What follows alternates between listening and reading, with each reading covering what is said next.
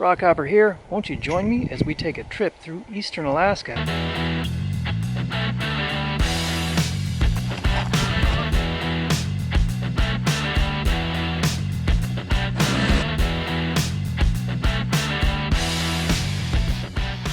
There's where we're heading. Old electrical lines still in use, I guess. They got the old glass conductors on them. A lake in Alaska right there. There's a good likelihood that that's a beaver lodge, where they live inside there. Not unlike the Yukon, here in Alaska, some places are open and some places are just closed up.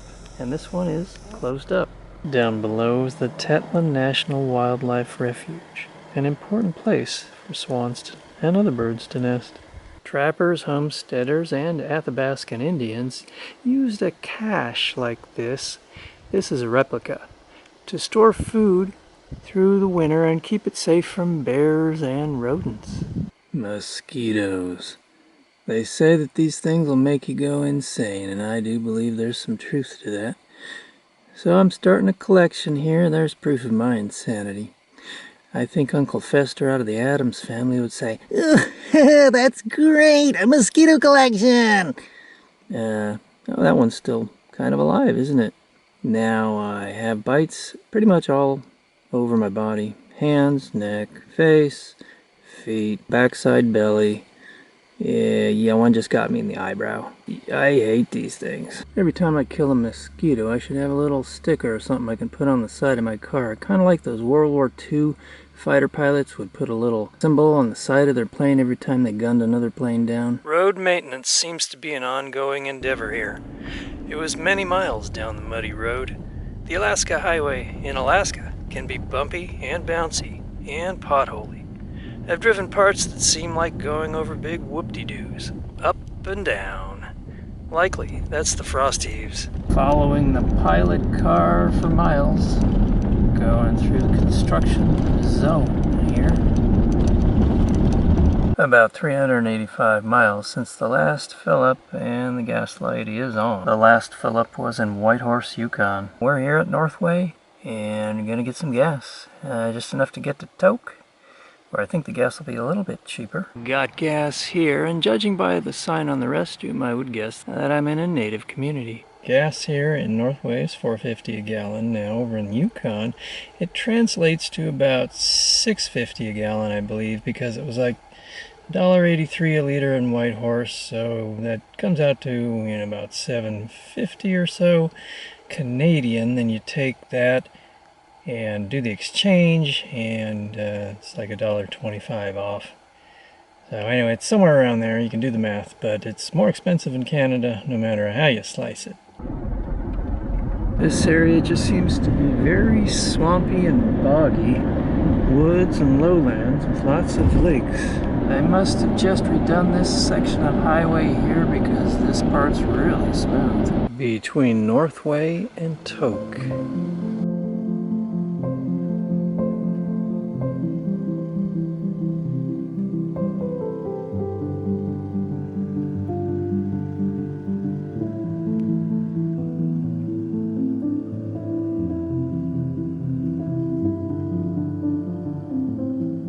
Distances are big here in Alaska. I have a choice there. Here at the junction I just showed you is this property. Looks pretty historic. Business opportunities await. You might need to put a bit of work into it though, eh? Seriously. But the doors of opportunity will open wide for you. Either that or you'll just become more roadside wreckage like so many others along the Alaska Highway. If you decide to park it here, you might end up here for a long time. And you may never leave, even though you might want to. There's a chance you might be successful, or your hopes and dreams might just go down the toilet. Let's have a quick peek inside this place.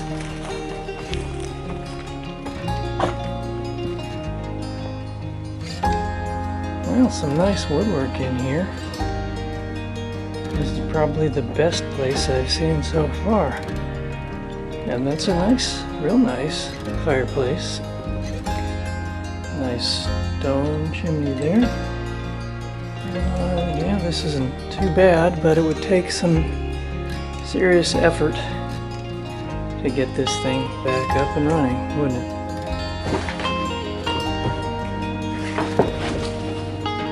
Well, that's good. No dead bodies in the freezer. That's always a good selling point, right? This place could be accommodating for somebody's tastes. Plenty more here in the back. This bungalow could be yours. Time to leave this place behind and head on down the road to Tok. Coming into Tok, Fast Eddie's restaurant. The guy running from a bear. Bear's Den Lounge, North Star Restaurant. That doesn't look open anymore. The Tok RV Village and Cabins. Roadside wreckage. Laid to rust. North Country Lodging. Thai Cafe. Hey. Hey, Three Bears, Alaska. Looks like a grocery store or a liquor store. I'm here in Tok, Alaska. Even though it's spelled T-O-K, it's pronounced Tok. It just doesn't have an E. And you can Tok in Tok because weed is legal in all of Alaska. Now that's a lot of bull. Bull moose, that is. Hoping to see some muskox, living ones anyway, up on the Dempster Highway in the Yukon. This should give you an idea of the size of a grizzly. Make sure you get your mosquito hunting permit. There can be quite a temperature extreme here, minus 83 degrees in January of 81, all the way up to 96 degrees on June 24th, 2004. Expect to pay a lot more up in Alaska. Just hit the Three Bears grocery store here in Tok, and you guys will be shaking your head when I show you what I got. Well, first off, I got a bulb of garlic, and that's alright. That's good for you, nice and healthy.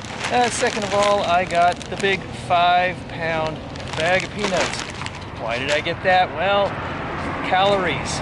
I have a high metabolism, I do a lot of exercise, and it's good to have a lot of calories, and price per calorie on peanuts was really good. I've kind of been living on peanuts for the past couple weeks because they travel well and they don't go bad and they're a good source of calories. So I got all of that for less than $13 US.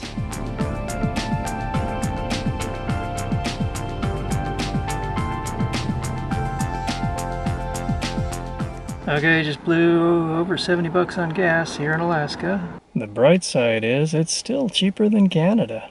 Even with the exchange, it's considerably less.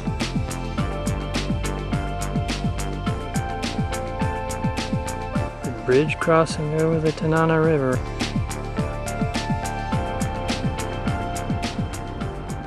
I parked it here for the night at the Tanana River, along with some people from Minnesota and some tourists from, I believe they're from Germany, and there's a couple reasons. One is just it was simple, not too far off the highway, but the main reason was because it was unbelievably free of mosquitoes here. I think in 15 minutes I only had like 1 or 2 mosquitoes coming after me, and everywhere else I was that I checked out as far as parking for the night, I got swarmed on by mosquitoes. So this seemed like a pretty good place to be. It was nice to be able to wear shorts and a short sleeve shirt for a change in the evening. Add to that, there were facilities here. We've come back to Tetlin Junction, and this is where we're going to head over to Dawson City, that way. It doesn't look very far away on the map, but it's actually 165 miles. And they call it the Taylor Highway. This is our turn, the Alaska 5 North. On our way to Chicken! If you need anything, it'll be a while. On the road to Chicken, Alaska today, and it's a beautiful day. Don't let it get away. Sometimes, like even last night, I just had to pinch myself and say, is this real? Am I really doing this, or is this a dream? No, it's real. This is my life, and it is a dream. As I watch the sunset down across the Tanana River and the red reflected on the water, I just thought, wow, this is amazing. And the sun was setting about 10:30. Take a minute just to contemplate the space here, the open space. I feel like I'm finally getting into the wild Alaska. I haven't seen hardly any traffic on this road to Chicken. It's Pretty cool. Big wide open spaces out there.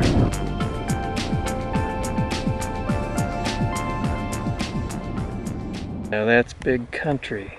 Imagine walking through there, if you could even walk through there. Some pretty blue flowers. Does anybody know what these are? Hey look, blueberries.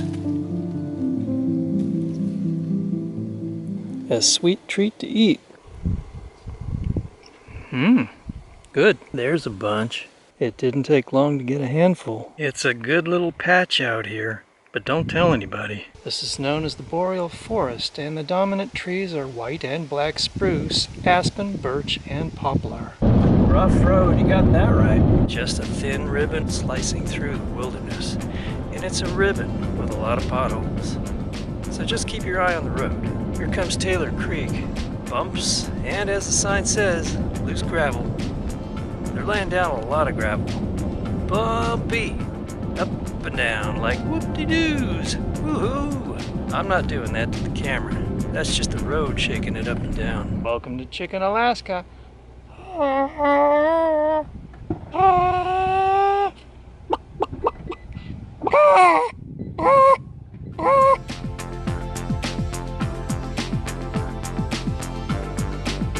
Might you be from one of these towns? Someplace in the world? So the story goes like this. The gold miners came here and started panning and sluicing and all that good stuff. And they wanted to put a name on the place, the settlement. And they thought, hey, we'll name it Ptarmigan. But none of them knew how to spell ptarmigan. So they settled on a word they could spell. Chicken. You know, about the same size as a ptarmigan, right? If you come to Chicken, you've got to do the funky chicken dance like these two girls from England.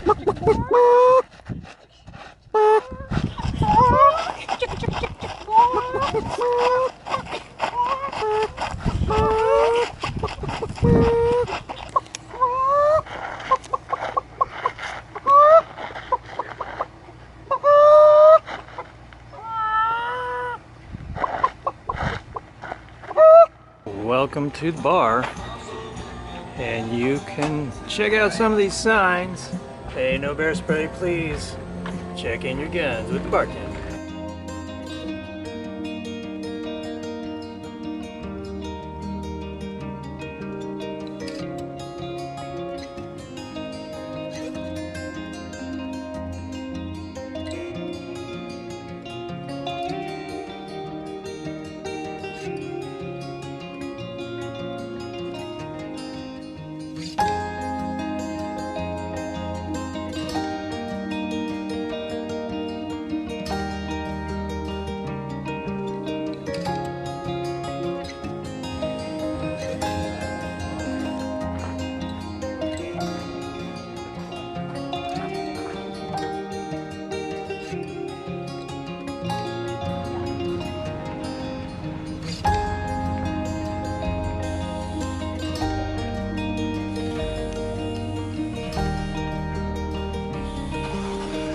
Chickens and more chickens.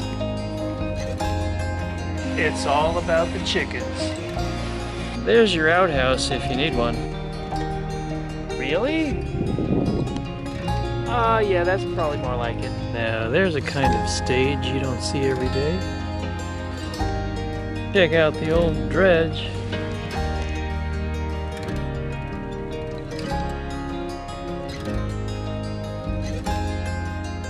Operated from 1938 to 1967. This is gold mining country up here. Cache and what looks to be an old log cabin.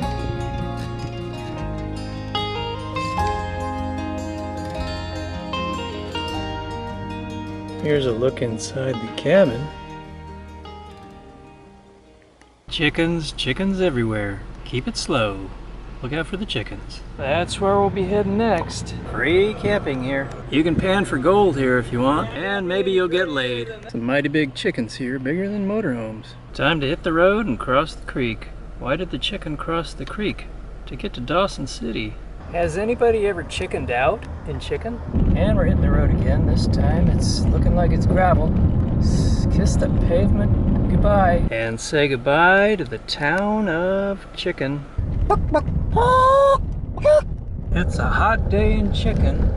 I guess you could say it's fried chicken. Oops, took a sharp turn on the gravel road. A little too sharp maybe, and peanuts fell out of the bag onto the floor, so gotta pick this mess up. You can still get your dredge out and do a little gold prospecting if you want on these Alaska rivers, like these guys are doing. Threading through the boreal forest on the Taylor Highway, and we're looking to connect with the top of the world highway here soon. Alaska's a big land with big views. Look down there and you'll see one of the rivers. Just smashed another mosquito.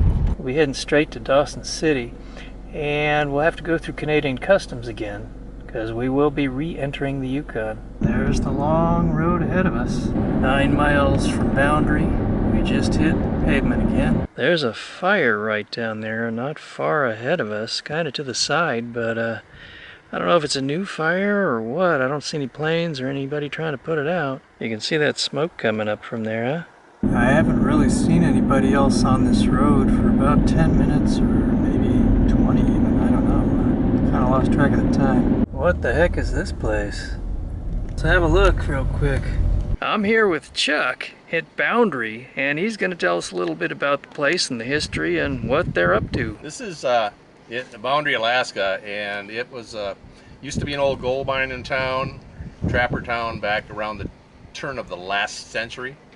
And about 10 years ago or so, it burned down. And my buddy Glenn here, him and his wife purchased this town site. And what they're trying to do is build a town again. So as you can see, we have the jewelry store here, we have a grocery store, and we also have, we're going to have a general store next to it. And Becky wanted a church. That's Glenn's wife. And so we've got a church going up there. It's about halfway done. It's going to be about another 12 feet high. And originally back in probably the late 1800s, early 1900s, they dropped material off here for one of those giant dredges, and they put it together here and brought it down to the river. And that river is now, that dredge is still there because they mined what they could, and then they kind of got out of here. And right now we're going through a fire. We had 8 parachutists drop down 2 days ago, and now we've got another dozen firefighters here, and they're coming in with the big airplanes and dropping parachutes full of supplies. And we just got another crew here. As you can see over there, they're just loading up one of the helicopters. We've also got a couple of old cabins that we redid over here, and those cabins, they're really rustic on the outside, very nice on the inside, but they're dry. And then we have also a camp, which is under construction. It's an old pipeline era camp, which has 3 little rooms for people to stay in. And it's just kind of a fun adventure, seeing that I've been retired for 11 years and I come up here to help Glenn. And this country right here, everybody knows Glenn has a mine on Jack Wade Creek, which is a very famous name in gold mining, and it's big nugget country. All right, well, maybe somebody wants to go out there and try and find a nugget. They're there for the picking. Well, there's still a gold rush of sorts, a little bit of gold fever going on here, so yeah, you can even go gold panning if you want to. There's like 100 different little tiny mines, mom and pop mines, on these little streams. Cool, and they've got those little cabins and stuff, right? Yeah. And some of them have been there for generations. What do you know about the history of Boundary? Can you tell us a bit more about that? Boundary, there was a man by the name of Action Jackson who had a big lodge over there and a little restaurant. and that burned down many years ago. In fact, some people, the miners that are down the creek there, came up today and said they remember this one was a town when they were like 7 years old. And those people were my age. So there was a fully established town here at one time. Had a post office and everything, and now we're trying to rebuild it. And they took away the zip code, is that right? Yeah, because we don't have one here. That fire is coming this way. Oh yeah. And can you see the flames out there? Let me pan over this way a little bit here. A lot of smoke, got some flames, and it's a fairly new fire, just past couple days. Yep. It started by lightning.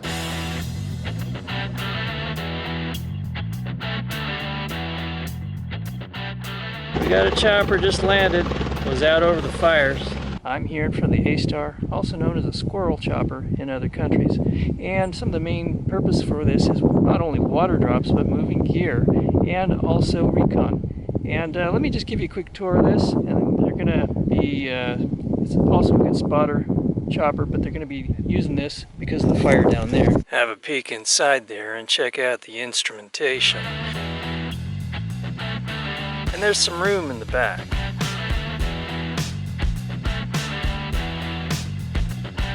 So the next time you see one of these, it might be over the top of a fire.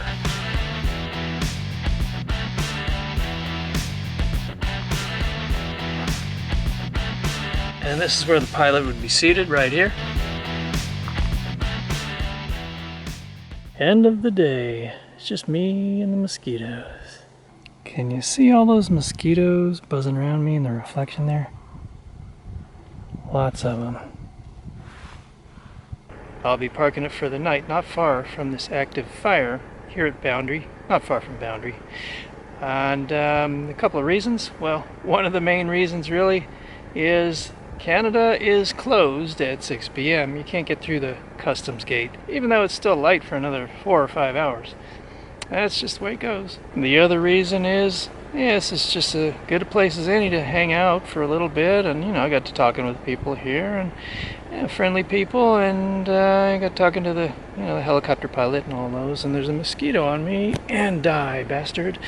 And so, yeah, that's pretty much the reason. Instead of having mosquito symbols on my car, why not just have the real thing, a dead one?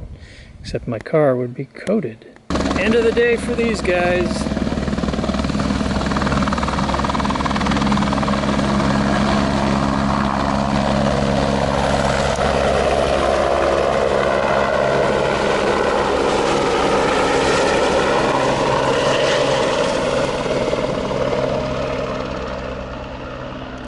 This fire started a couple days ago from a lightning strike.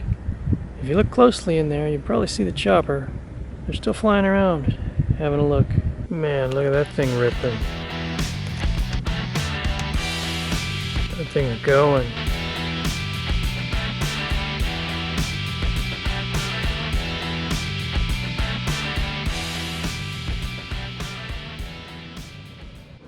Another truck that appears to be from the World War II era.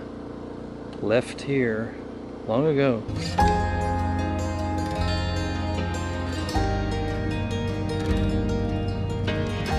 This is eventually going to be a church.